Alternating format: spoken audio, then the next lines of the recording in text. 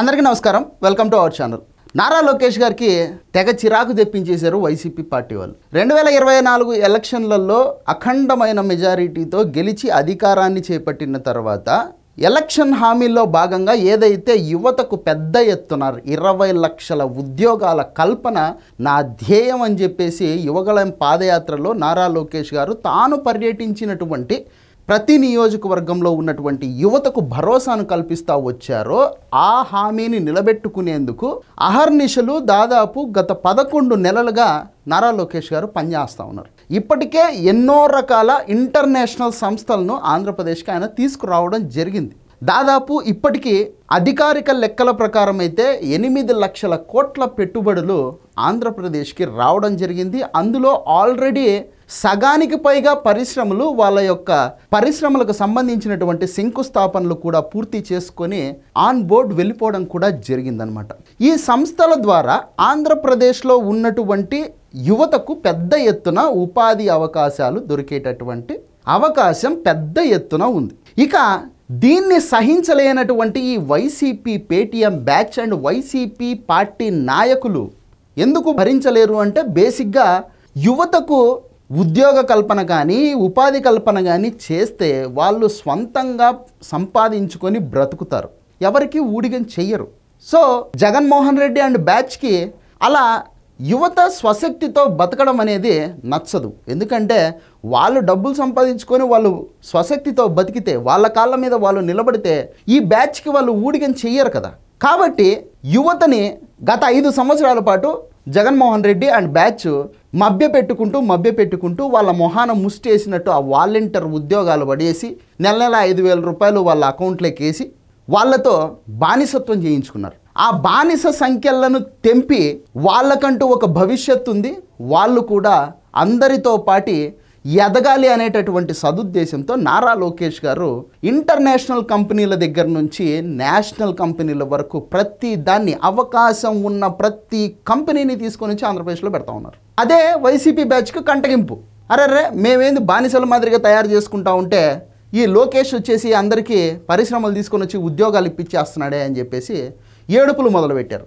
ఆ ఏడుపుల్లో భాగంగానే Tata consultancy services company మనందరికీ తెలుసు. టీసీఎస్ అనేది ఎంత పెద్ద కంపెనీనో మనందరికీ తెలుసు. దాని ఏటా వచ్చేటటువంటి ఆదాయం మన రాష్ట్ర బడ్జెట్తో సమానం, ఇంకా చెప్పాలంటే ఇంకా ఎక్కువే.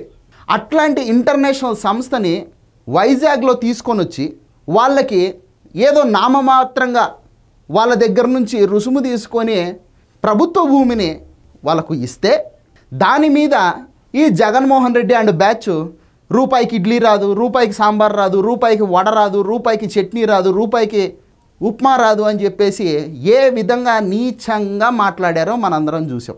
ఇంకా లులు సంస్థను తీసుకొని వస్తే లులునా లిల్లీనా అని చెప్పేసి జగన్మోహన్ రెడ్డి గారు చేసినటువంటి వెకిలి చేష్టలు మనకు గుర్తున్నాయి. ఇక ఆ ప్రాసెస్లోనే ఇంకొక కంపెనీ మీద ఈ వైసీపీ బ్యాచ్ పడ్డం మొదలుపెట్టిందనమాట. ఆ కంపెనీ పేరు ఉర్సా.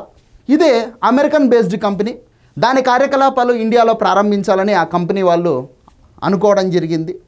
అందుకోసం అని చెప్పేసి వాళ్ళు ఇండియాలో తమ కార్యకలాపాలు జరుపుకోవాలంటే రిజిస్ట్రేషన్ తప్పనిసరి కాబట్టి హైదరాబాద్లో అప్పటికప్పుడు ఒక టెంపరరీ అడ్రస్ మీద తమ కంపెనీని రిజిస్టర్ చేయించుకున్నారు.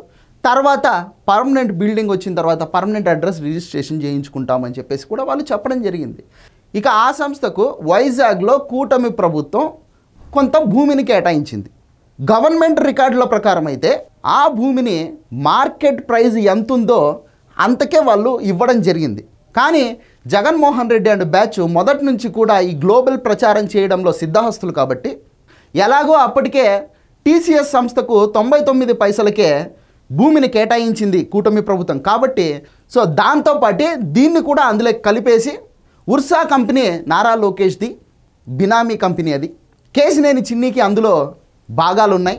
3,000 కోట్ల రూపాయల స్కాములు చేసేశారు అని చెప్పేసి ఇష్టం వచ్చినట్టు ఆ కంపెనీ మీద ఆ కంపెనీ ప్రతినిధుల మీద విపరీతంగా ఫేక్ ప్రచారాలు చేయడం మొదలుపెట్టారు. వాళ్ళకు దొరికిన అస్త్రం ఏంది అంటే ఆ ఉర్సా కంపెనీ యొక్క మేనేజింగ్ డైరెక్టర్లు మన తెలుగు వాళ్ళు కావడం. మన తెలుగు వాళ్ళు కాకపోయి ఉండుంటే లోకేష్ బినామీలు అని చెప్పేసి చెప్పేవాళ్ళు కాదనమాట. అన్ఫార్చునేట్లీ ఆ కంపెనీకి సంబంధించినటువంటి ప్రతినిధులు మన తెలుగు వాళ్ళు కావడంతో వీళ్ళకు గట్టిగా దొరికింది ఫేక్ ప్రచారం చేసుకోవడానికి. సో ఆ తెలుగు వాళ్ళు డైరెక్టర్లుగా ఉన్నటువంటి ఆ ఉర్సా కంపెనీని చూపించి, ఇదిగో లోకేష్ బినామీ ఈ కంపెనీ 3,000 కోట్ల రూపాయల స్కామ్ చేసేశారు, కుంభకోణం చేసేశారు అని చెప్పేసి ఇష్టం వచ్చినట్టు ప్రచారం చేయడం మొదలుపెట్టారు. దాంతో చిర్రెత్తుకొచ్చినటువంటి ఐటీ శాఖ మంత్రి నారా లోకేష్ గారు వైఎస్ఆర్సీపీకి జగన్మోహన్ రెడ్డికి సవాల్ చేయడం జరిగింది. ఉర్సా సంస్థకు 99 పైసలకే భూములు ఇచ్చినట్టు కనుక మీరు నిరూపిస్తే నేను రాజీనామా చేస్తాను అని చెప్పేసి మహానాడు వేదికగా ఆయన జగన్మోహన్ రెడ్డికి సవాల్ విసరడం జరిగిందనమాట.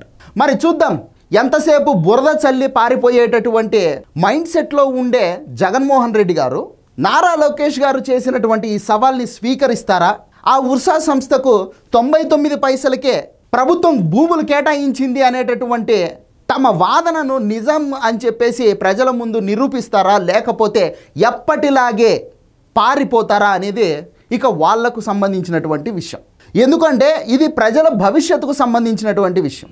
ఒక సంస్థ వస్తే ఆ ప్రాంతంలో భూముల రేట్లు పెరుగుతాయి, ఆ ప్రాంతంలో ఉండేటటువంటి కమర్షియల్ డెవలప్మెంట్ అనేది జరుగుతుంది. అంతేకాకుండా ఆ సంస్థ ద్వారా కొన్ని వందల మందికి ఉద్యోగాలు వస్తాయి. ఉద్యోగాలు రావడం ద్వారా రెవెన్యూ జనరేట్ అవుతుంది, రాష్ట్రానికి ట్యాక్సులు వస్తాయి, మనీ రొటేషన్ జరుగుతుంది, ఆర్థికంగా ప్రజలు బలపడతారు. ఇవన్నీ వైసీపీకి నచ్చవు. ఎందుకంటే ప్రజలు పేదరికంలో మగ్గితేనే ఈ జగన్మోహన్ రెడ్డి తనని తాను ఏదైతే శిబి చక్రవర్తి దానకర్ణుడు అన్నట్టు ఫీల్ అవుతూ ఉంటాడో, ఆయన విసిరేటటువంటి ఎంగిలి మెతుకులకు అర్రులు సాచి ఎదురు చూసి ఆయనకు బానిసత్వం చేస్తారు అనేటటువంటి మైండ్ సెట్. కాబట్టి సో వీళ్ళు ఎదగడం జగన్మోహన్ రెడ్డి బ్యాచ్కి ఇష్టం ఉండదన్నమాట.